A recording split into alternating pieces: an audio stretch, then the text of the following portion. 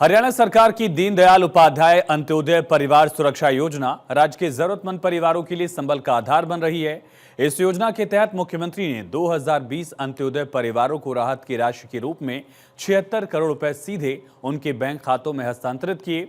यह सहायता परिवार के किसी सदस्य की असमय मृत्यु या स्थायी दिव्यांगता की स्थिति में दी जाती है।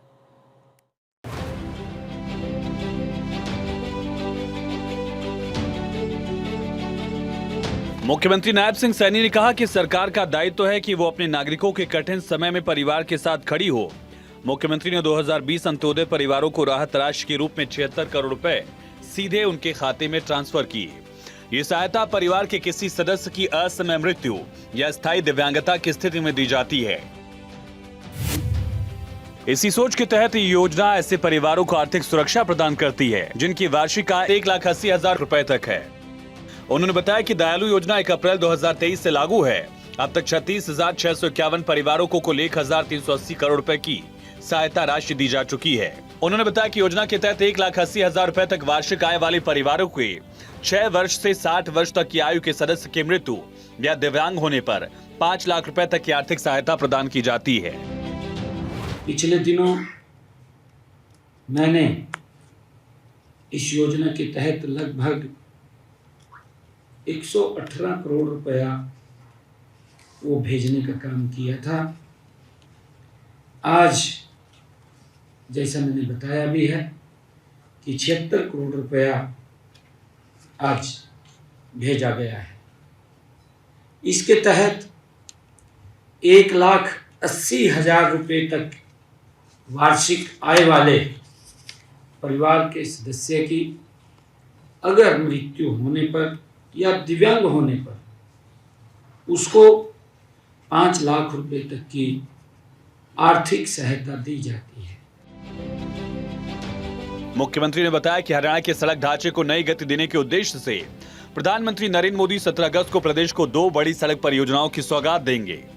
सोनीपत बहादुरगढ़ को जोड़ने वाले लगभग 2,000 करोड़ रुपए की लागत से निर्मित 2 नए 4 लेन संपर्क मार्गों से इन क्षेत्रों में कनेक्टिविटी बेहतर होगी। मुख्यमंत्री ने बताया कि प्रधानमंत्री 17 अगस्त को दिल्ली की रोहिणी से लगभग 11,000 करोड़ रुपए लागत की 6 सड़क परियोजनाओं का उद्घाटन करेंगे। इनमें से 2 परियोजनाएं हरियाणा से जुड़ी हैं। मुझे खुशी है कि इनमें से 2 परियोजनाएं वो हरियाणा को जोड़ रही है। इनमें अर्बन एक्सटेंशन रोड 2 परियोजना के अंतर्गत सोनीपत और बहादुरगढ़ के लिए 2 नए 4 लेन संपर्क मार्ग का निर्माण शामिल है। मुख्यमंत्री ने कहा कि इन परियोजनाओं के लोकार्पण से क्षेत्र में औद्योगिक विकास, रोजगार सृजन, यातायात सुगमता को नया आयाम मिलेगा। साथ ही राष्ट्रीय राजधानी क्षेत्र से हरियाणा के प्रमुख शहरों की कनेक्टिविटी और सुदृढ़ होगी।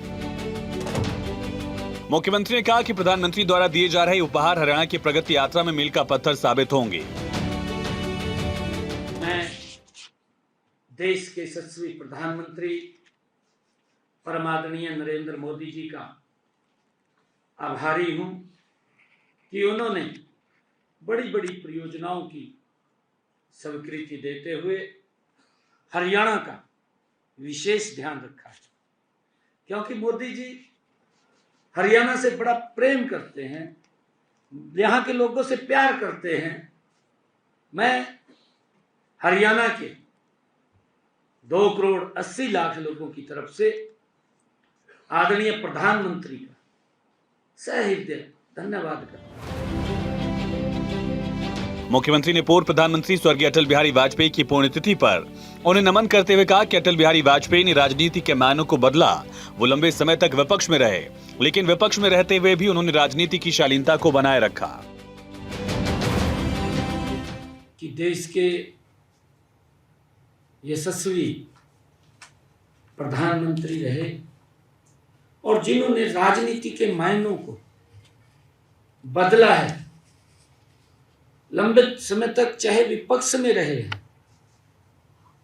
विपक्ष में रहते हुए भी राजनीति की शालीनता को बना करके रखना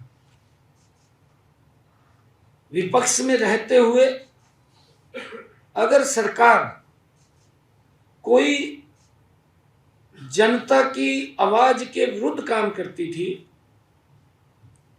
तो उसको अपनी भाषा के अंदर सरकार को सचेत करना, एक ऐसा व्यक्तित्व जो इस भारत की राजनीति में एक केंद्र बिंदु रहा। मुख्यमंत्री नायब सिंह सैनी ने कटाक्ष करते हुए कहा कि आज का विपक्ष जैसा है वो स्थिति दुर्भाग्यपूर्ण है।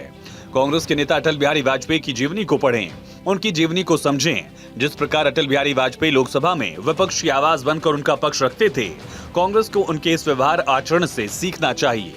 मुख्यमंत्री नायब सिंह सैनी ने प्रदेश और देशवासियों को श्री कृष्ण जन्माष्टमी की बधाई शुभकामनाएं भी दी। भारत 24 के लिए चंडीगढ़ से डॉक्टर थानेश्वर शर्मा की रिपोर्ट।